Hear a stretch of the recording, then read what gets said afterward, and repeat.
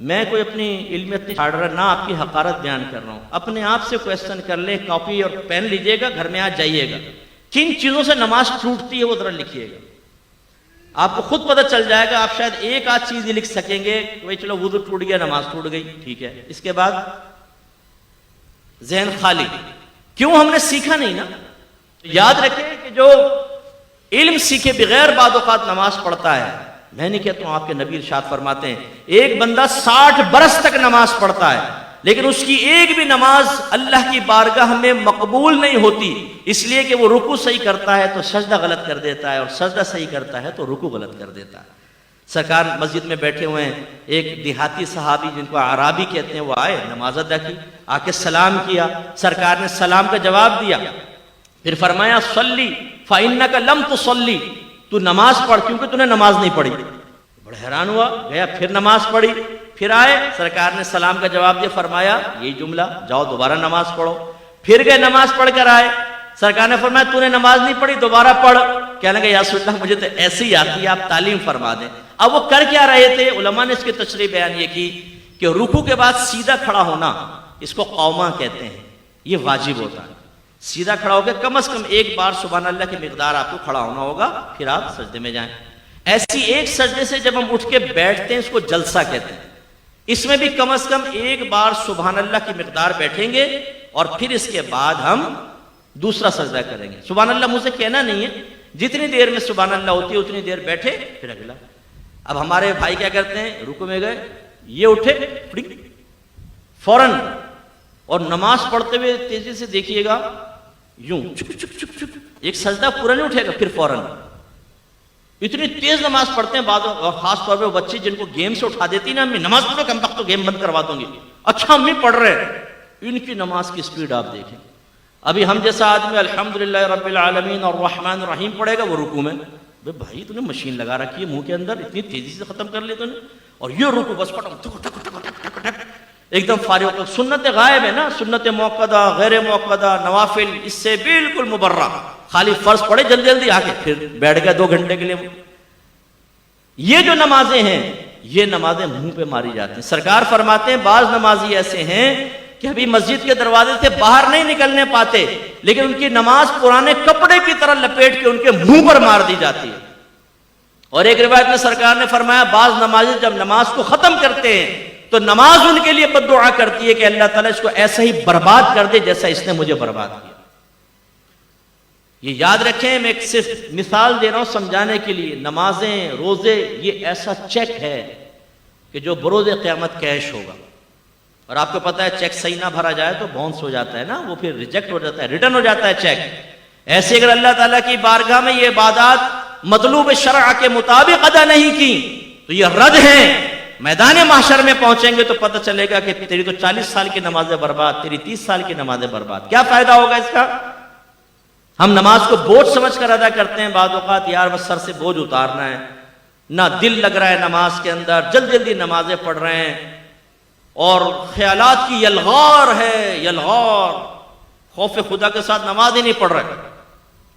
حالانکہ آپ کے نبی نے ارشاد فرمایا جس نے 2 رکعت نماز، زیادہ نہیں، 2 رکعت نماز ایسے ادا کی کہ اس میں دنیا کا کوئی خیال اپنے قلب میں نہ لایا، وہ گناہوں سے ایسا پاک و صاف ہو جائے گا جیسے آج ہی اپنی ماں کے پیٹ سے پیدا ہوا. لانا فرمایا آنا نہیں. خیالات تو آئیں گے، ایک شیطان ہے جو خیال ڈالے گا، لیکن ہمارا کام کیا تھا؟ خیال آیا اس کو فوراً ٹال کر اللہ کی طرف متوجہ ہوئے.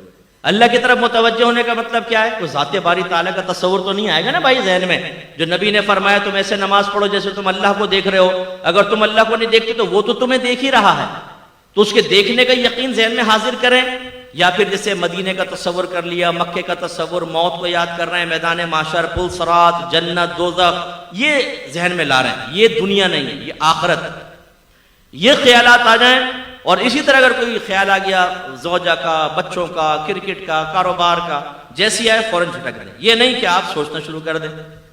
تراویح میں کھڑے ہو گئے ایک نوجوان اور PSL سٹارٹ ہو گیا، بولنگ کرا رہا ہے، بیٹنگ کر رہا ہے پوری، اور میچ بھی جیت گیا، ٹرافی بھی اٹھا لی. لیکن جیسے ٹرافی دینے لگے امام صاحب نے کہا اللہ اکبر، ٹرافی غائب. تو رکوع کرنا پڑا. تو یار ابھی ٹرافی بھی مل جاتا. ایک کنجوس آدمی تھا، اس کو وہ نماز اس کو مسجد میں پہنچا تو جماعت نکل گئی، تو بڑا افسوس کرنے لگا. لوگ بڑے متاثر ہوئے، کہا کہ ہمیں آپ کے جذبے سے بہت سیکھنے کو ملا ہے کہ آپ کیا جماعت نکل گئی اتنا آپ دکھ کر رہے ہیں. کہا بھائی یہ بات نہیں ہے، مسئلہ یہ تھا کہ جب امام صاحب کے پیچھے نماز پڑھتا تھا نا تو اپنے دکان کا پورا حساب آرام سے کر لیتا تھا. اب امام صاحب اکیلے نماز پڑھوں گا تو حساب کے علیحدہ ٹائم نکالنا پڑے گا، میرا وقت نکل جائے گا. تو یہ صورت حال ہوتی ہے کہ جو چیز ہمیں کہیں یاد نہیں آتی آپ آزما کر دیکھیے گا وہ نماز میں یاد آئے گی. اسی لیے ایک آدمی امام اعظم ابو حنیفہ رضی اللہ تعالیٰ عنہ کے پاس آیا، کہنے لگا حضور میں نے کچھ اپنا خزانہ دبایا تھا، اب بھول گیا کہ کہاں دبایا تھا، کیا کروں؟ فرمایا علاج تو بتا دوں گا لیکن تو کرے گا نہیں. کہا کہ جی کیسے نہیں کروں گا، آپ بتائیں، کیونکہ اس کے لیے تو ہم تیار ہیں نا. اگر میں کہوں 5 وقت نماز پڑھیں، داڑیاں بڑھائیں، دین علم یہ دین سیکھیں، اللہ آپ کو جنت دے گا، ہم میں سے بہت سے کہیں گے ہاں کیا صحیح رہے بالکل، اللہ ہمیں توفیق دے گا، بس توفیق دے گا.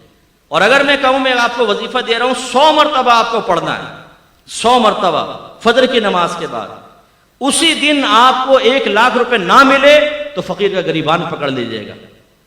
آپ کہیں گے مفتی صاحب اگر گھر میں چائے پی لیں تو بڑی مہربانی ہوگی.